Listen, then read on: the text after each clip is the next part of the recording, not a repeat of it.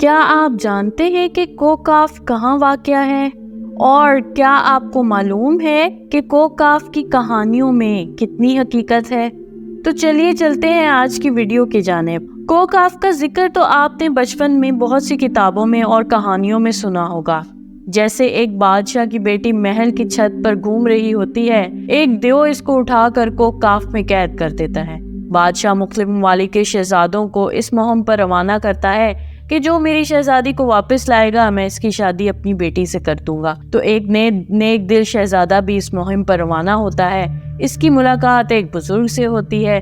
بزرگ اس کی نیک دلی کی وجہ سے اس کو ایک انگوٹھی دیتے ہیں، جس کی بدولت وہ فوراً کاف کی پہاڑیوں پر پہنچ کر دیو کو مار دیتا ہے اور شہزادی کو آزاد کروا کر واپس اس کے وطن لے آتا ہے۔ شہزادی کی شادی اس شہزادے سے ہو جاتی ہے اور وہ دونوں ہنسی خوشی رہنے لگتے ہیں۔ اسی طرح کی اور بہت سی کہانیاں آپ نے سن رکھی ہوں گی، لیکن شاید آپ کو معلوم نہیں کہ کوکاف اصل میں کہاں ہے۔ کوکاف، جس کو کوہ قفقاز بھی کہتے ہیں، بحیرہ اسود اور بحیرہ قزوین کے درمیان خطہ قفقاز کا ایک پہاڑی سلسلہ ہے جو ایشیا اور یورپ کو جدا کرتا ہے۔ کبھی اس کا شمار روس میں ہوتا تھا، لیکن روس کے ٹوٹنے کے بعد اب یہ حصہ چیچنیا میں شمار ہوتا ہے۔ کوہ کاف کے پہاڑی سلسلے کی بلند ترین چوٹی ماؤنٹ البروس ہے، جو 18,506 فٹ 5,642 میٹر بلند ہے۔ یہ واضح نہیں ہے کہ کوکاف کا سلسلہ یورپ میں ہے یا ایشیا، اس لیے کہ یہ پہاڑی سلسلہ کافی طویل ہے، جو تقریباً 1100 کلومیٹر لمبا اور 160 کلومیٹر چوڑا ہے۔ کوکاف کے شمالی دامن میں واقع چیچنیا کی چھوٹی سی جمہوریہ، جس کا رقبہ 15,000 مربع کلومیٹر ہے اور آبادی 10 لاکھ سے بھی کم، صدیوں سے روس سے نبرد آزما رہی ہے۔ کوکاف کا یہ پورا علاقہ 16ویں صدی سے صفوی ایران، سلطنت عثمانیہ اور زار روس کے درمیان کشمکش اور مارکوں کا مرکز رہا ہے۔ لیکن چیچنیا کے عوام نے اپنی آزادی کی جنگ کا آغاز اس وقت کیا جب 18ویں صدی کے آخر میں عیسائی جارجیا نے ماسکو کے ساتھ اتحاد کیا اور چیچنیا ایک طرف جنوب میں جارجیا اور شمال میں روس کے گھیرے میں آ گیا۔ قفقاز کا پہاڑی سلسلہ شمالی قفقاز اور ماورا قفقاز میں تقسیم کرتا ہے۔ شمالی قفقاز روس کی سرزمین ہے، جبکہ ماورا قفقاز میں خود مختار ریاستیں جارجیا، آرمینیا اور آذربائیجان واقع ہیں۔ قفقاز کے پہاڑ کافی ڈھلوان ہیں۔ اس پہاڑی سلسلے میں 5,000 میٹر سے زیادہ لمبے چند پہاڑ ہیں۔ سب سے اونچے پہاڑ ایلبروس اور کازبیک ہیں، جن کی بلندی بالترتیب 5,642 اور 5,033 میٹر ہے۔ ان پہاڑوں کی برف کی سفید چادر میں لپٹی ہوئی دو چوٹیاں ہیں۔ دراصل یہ پہاڑ مردہ آتش فشاں ہیں۔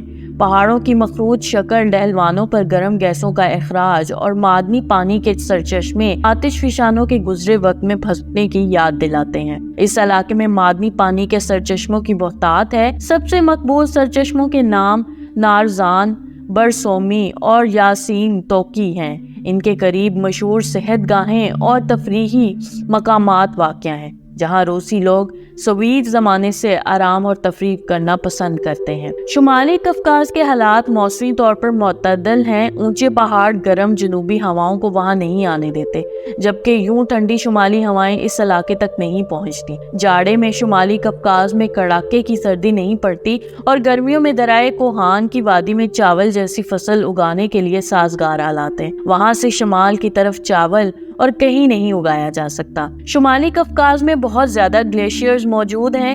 موسم بہار میں جب ان کی برف پگھلنے لگتی ہے تو مقامی دریا پانی سے بھر جاتے ہیں، اس لیے اس سوکھے علاقے میں پانی کی قلت کا مسئلہ کبھی پیدا نہیں ہوتا۔ شمالی قفقاز کے سب سے بڑے دریا کوبان اور تیرک ہیں۔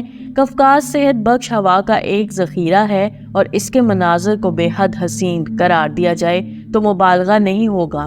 روس کے کوہ پیماؤں کو قفقاز سے بڑا لگاؤ ہے۔ اکثر کوہ پیما ایلبروس کو سر کرنے کی کوشش کرتے ہیں۔ قفقاز کی پہاڑیوں میں کوہ پیماؤں کے کئی کیمپ اور مقام تبردہ اور دومبی میں پہاڑی اس کی انگ کے اڈے قائم ہیں۔ شعبہ سیاحت کے لحاظ سے قفقاز کے پہاڑی سلسلے کی صلاحیات یورپ کے کوہ آپس سے کچھ کم نہیں ہے۔ پاکستان، ہندوستان اور ایران میں کوکاف کے متعلق جنوں اور پریوں کے بے شمار قصے مشہور ہیں، جو نہ صرف عوام میں سینہ بسینہ منتقل ہوتے رہے ہیں بلکہ بچوں کی کہانیوں میں باقاعدہ لکھے جا رہے ہیں۔ ہو سکتا ہے اس میں کچھ صداقت بھی ہو سکتا ہے یہ ویران جگہ جنات کا مسکن ہو، لیکن تصدیق کرنا مشکل ہے. باقی اللہ ہی بہتر جانتا ہے کہ اس میں کتنی سچائی ہے. اس طرح کی مزید دلچسپ ویڈیوز دیکھنے کے لیے دیکھتے رہیے میرے چینل کو لائک، سبسکرائب اور شیئر ضرور کیجیے اور ساتھ ہی ساتھ بیل آئیکن کو بھی دبا دیجیے. شکریہ. اللہ حافظ.